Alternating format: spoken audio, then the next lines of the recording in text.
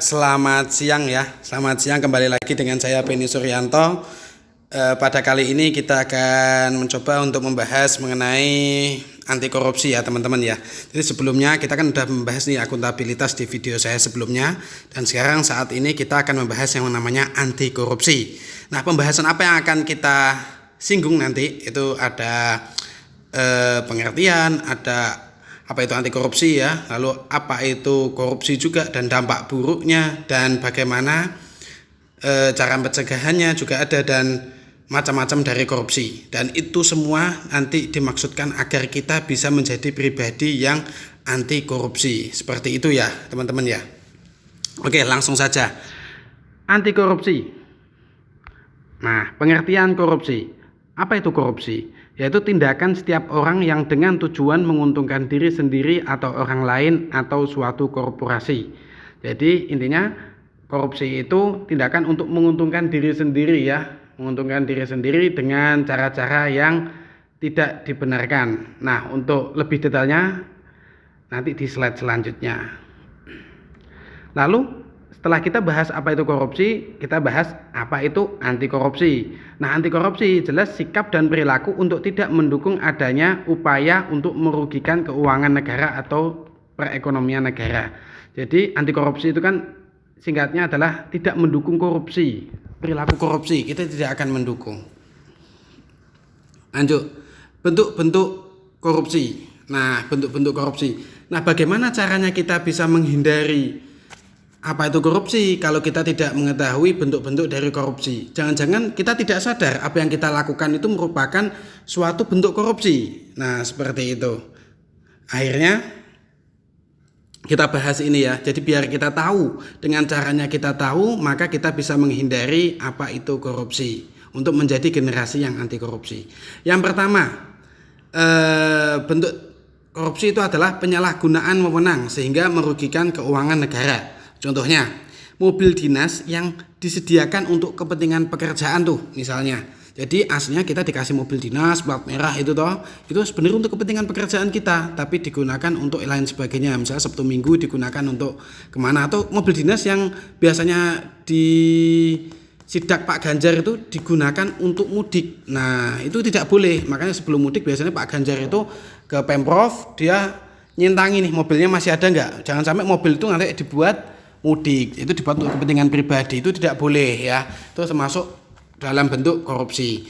Bentuk korupsi yang kedua itu suap menyuap. Nah, ini paling populer nih, suap menyuap. Kita tahunya kan korupsi ya suap menyuap, tapi tidak tahu bentuk yang lain. Nah, padahal bentuk yang lain erat dengan korupsi.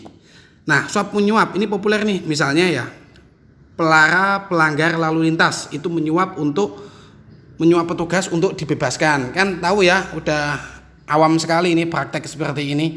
Jadi pak damai pak. Nah, seperti itu biar untuk dibebaskan. Nah, itu suap menyuap. Selanjutnya yaitu penggelapan dalam jabatan. Contoh penggelapan dalam jabatan itu misalnya menggunakan kwitansi kosong agar bisa diisi, direkayasa, seperti itu. Misalnya kita menggunakan kwitansi kosong nih, ya seperti kita belanja disuruh ada pengadaan apa atau beli apa seperti itu. Nah, kita hanya minta kwitansi, minta capnya sama tanda tangannya, nanti nominalnya kita aja yang isi. Itu bentuk dari penggelapan dalam jabatan. Selanjutnya bentuk korupsi yang lain yaitu dengan pemerasan. Contoh pemerasan nih misalnya pungli yang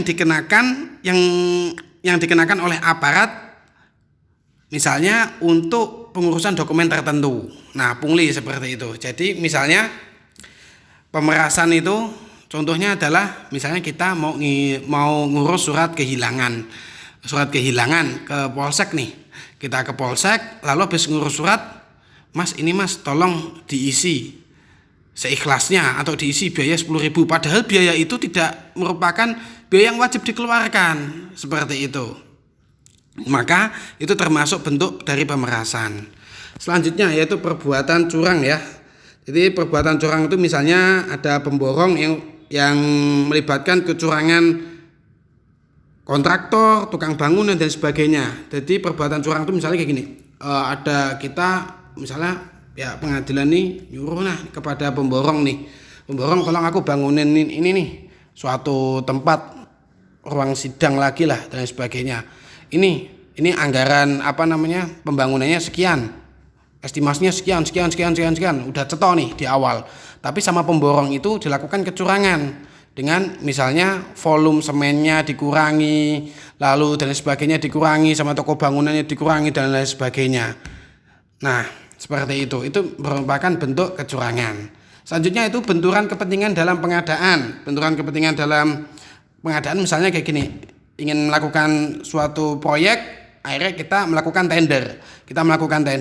Pas melakukan tender itu kita mengikut sertakan perusahaan-perusahaan milik keluarga kita atau perusahaan kita sendiri misalnya, lalu memenangkan perusahaan tersebut. Nah, itu benturan kepentingan dalam pengadaan. Curang ya, pasti saya milih perusahaan saya dong atau perusahaan keluarga saya dong, seperti itu. Padahal harusnya adil. Nah, lanjut. Yang terakhir adalah dari bentuk korupsi itu gratifikasi, yaitu pemberian hadiah atau apapun lah dengan harapan ada timbal balik. Nah, itu gratifikasi. Tak kasih apa, nanti biar aku diopai lah, biar naik jabatan lah dan sebagainya. Itu nggak boleh ya. Lanjut, dampak negatif korupsi. Secara umum akibat korupsi adalah merugikan negara dan merusak sendi-sendi kebersamaan serta memperlambat tercapainya tujuan nasional. Di antaranya nih, dampak negatif korupsi dari tatanan ekonomi ya. Larinya modal ke luar negeri sampai gangguan penanaman modal. Jadi orang atau investor tidak akan memberikan modal ke negara kita untuk pembangunan dan sebagainya, karena nanti ujung-ujungnya juga dikorupsi, nanti nggak ada hasilnya dan sebagainya, proyek mangkrak, akhirnya saya nggak dapat hasil, percuma saya nanam modal. Saya pun kalau punya modal ya nggak mau nanam, tapi modal dari mana saya nggak tahu juga ya. Lanjut ya, tata sosial budaya ya. Misalnya dampak negatif korupsi itu ada tata sosial budaya seperti ketimpangan sosial, yang kaya ya makin kaya, yang miskin tambah miskin, karena yang kaya itu yang di atas itu dia tahu ini celah-celahnya, ini kalau gitu tak korupsi aja. Kemarin yang COVID itu ya, nah seperti itu harusnya kita dapat bantuan kepada orang miskin itu dibagi-bagi itu uangnya, lalu sembakonya dan sebagainya, tapi diambil dia, sugih makin kaya. Untuk yang miskin nggak dapat bantuan, udah harus dia dapat bantuan kudune layak, malah nggak layak, seperti itu. Lanjut, tata politik. Nah, dampak negatif korupsi selanjutnya adalah dari tatanan politik ya. Jadi ada pengambil alihan kekuasaan, misalnya nih saking nggak percaya terhadap pemerintah yang selalu pimpinannya itu korupsi terus, wes tak guling kewe, tak lengser kewe, tak kudeta. Nah, seperti itu. Lalu hilangnya bantuan luar negeri seperti tadi ya, dan hilangnya kewibawaan pemerintah. Jadi dengan terus-menerus nanti banyak para koruptor ini ditangkap, itu nanti pemerintah itu hilang kewibawaannya karena masuk dalam daftar negara paling korup nomor 10 ke dunia atau 5 ke dunia, sehingga seperti itu udah menunjukkan Indonesia nih negara paling korupsi, paling ini korupsi tok. Jadi mindset di masyarakat seperti itu dampak negatif korupsi, tidak percaya dengan pemerintah lagi.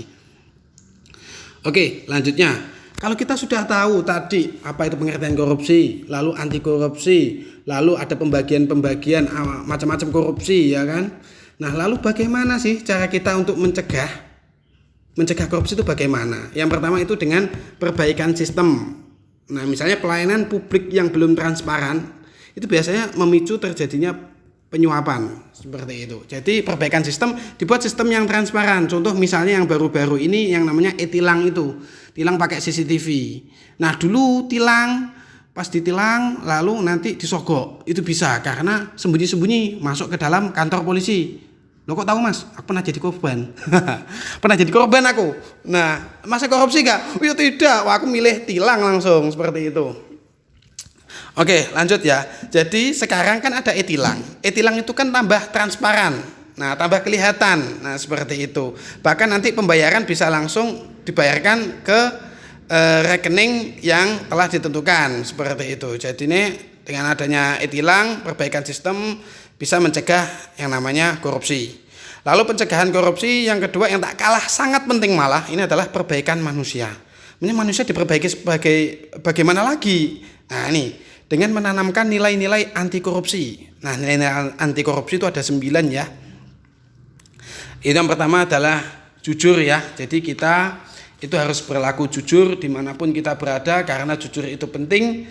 Karena dengan jujur itu kita bisa mencegah yang namanya korupsi. Kita jujur terhadap pekerjaan kita tahu kalau yang salah ya salah, yang benar kita lakukan, seperti itu.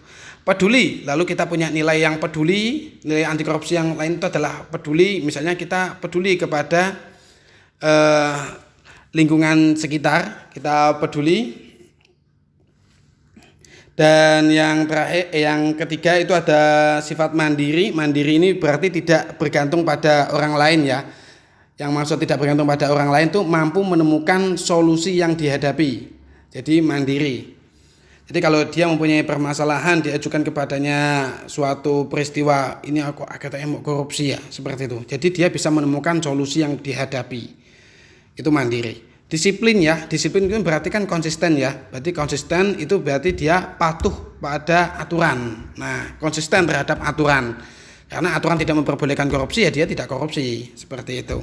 Lalu tanggung jawab, dia bertanggung jawab terhadap pekerjaannya karena dia tahu yang namanya tanggung jawab itu, dia tahu role-nya seperti apa, aturannya seperti apa. Lalu kerja keras, sederhana, berani, dan yang terakhir adil. Seperti itu ya, teman-teman. Itu merupakan nilai-nilai anti korupsi ya. Akhir kata, dari pemaparan yang bisa saya sampaikan, semoga kita bisa mengambil manfaat, khususnya itu ya, kita bisa mengambil manfaat dari nilai-nilai anti korupsi yang menurut saya itu jujur, itu yang paling penting ya. Karena katanya itu bangsa ini itu tidak kekurangan orang pintar, tapi kekurangan orang-orang yang jujur, seperti itu. Katanya seperti itu. Oke, dan saya meyakini seperti itu. Oke, akhir kata saya Beni Suryanto dari kelompok 4. Terima kasih dan salam lulus dengan nilai memuaskan. Amin.